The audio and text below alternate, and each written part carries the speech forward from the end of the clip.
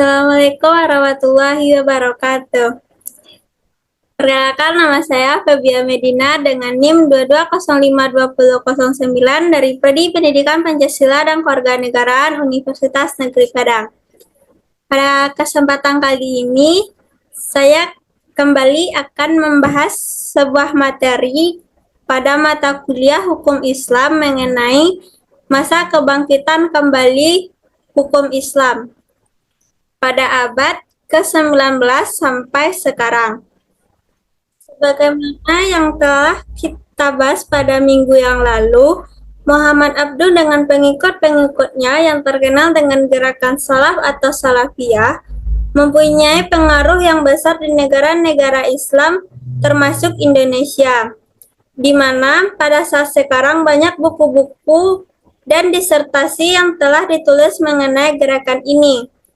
Zaman kebangkitan pemikiran hukum Islam ini dilanjutkan dengan sistem baru dalam mempelajari dan menulis hukum Islam. Kalau dahulu, studi hukum Islam hanya terbatas pada pemikiran yang terdapat dalam salah satu mazhab saja, kini keadaannya telah berubah. Pendapat para sarjana barat tentang hukum Islam juga dikumandangkan dalam berbagai seminar yang diadakan khusus untuk mengkaji hukum Islam. Di antara seminar-seminar yang pernah diadakan itu adalah seminar hukum Islam di Den Haag tahun 1937, di Den Haag lagi pada tahun 1948, di Paris pada tahun 1951. Keputusan seminar tersebut terakhir berbunyi antara lain sebagai berikut. Dari pembicaraan-pembicaraan yang berlangsung selama Pekan Hukum Islam ini, dengan nyata telah terbukti: 1. Prinsip-prinsip hukum Islam mempunyai nilai-nilai yang tidak dapat dipertikaikan lagi. Kedua, berbagai ragam mazhab yang ada dalam lingkungan besar sistem hukum itu mengandung suatu kekayaan pemikiran hukum dan kekayaan teknik yang mengagumkan, yang memberikan kemungkinan kepada hukum ini memenuhi semua kebutuhan yang dituntut oleh kehidupan modern. Seminar Paris pada tahun 1951 ini menganjurkan juga agar dibentuk suatu panitia untuk membuat kamus hukum Islam yang disusun secara modern untuk memudahkan orang memperoleh keterangan tentang pengertian-pengertian hukum Islam. Konferensi Islam Asia Afrika yang diadakan di Bandung pada tahun 1956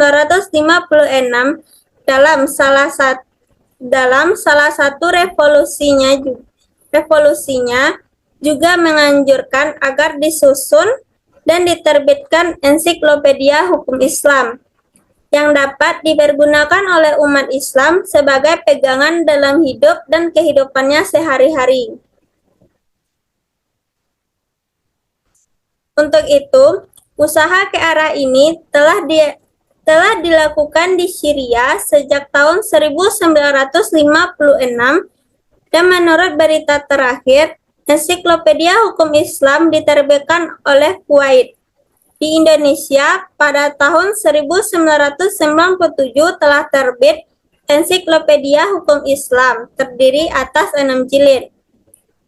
Penutup di masa ini, perlu dicatat bahwa terdapat kecenderungan kuat dan arus yang deras di kalangan umat Islam terutama di Timur Tengah, Afrika, dan Pakistan untuk kembali pada hukum Islam sebagai salah satu identitasnya.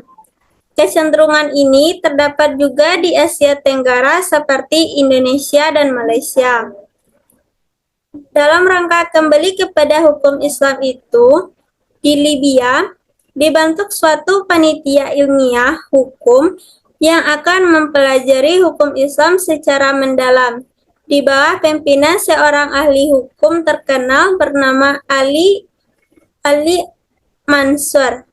Panitia ini bertugas meneliti dan mempelajari hukum Islam dalam segala bidang.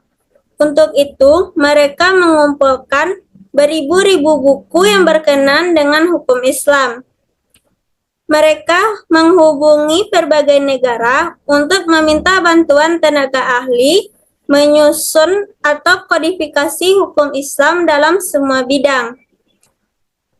Mereka membandingkan hukum Islam yang telah ada dalam sejarah pertumbuhan dan perkembangan di masa yang lalu dengan hukum yang berasal di Eropa. Bahan-bahan hukum yang mereka pergunakan dalam menyusun kodifikasi hukum Islam itu bukan hanya bahan-bahan yang terdapat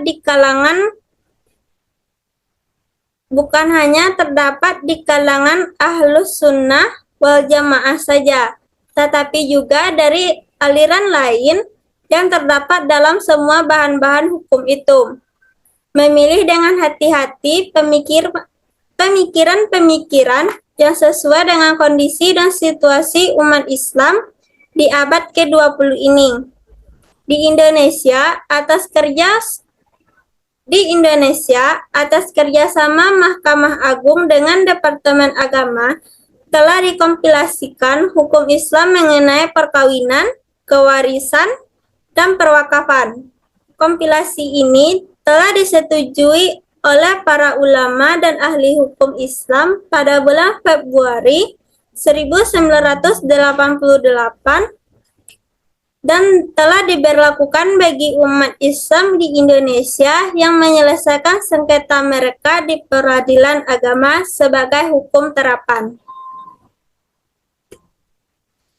Mungkin sekian materi yang dapat kita bahas pada kesempatan kali ini. Semoga bermanfaat untuk kita semua. Sampai jumpa di video-video berikutnya. Saya sudahi dengan wassalamualaikum warahmatullahi wabarakatuh.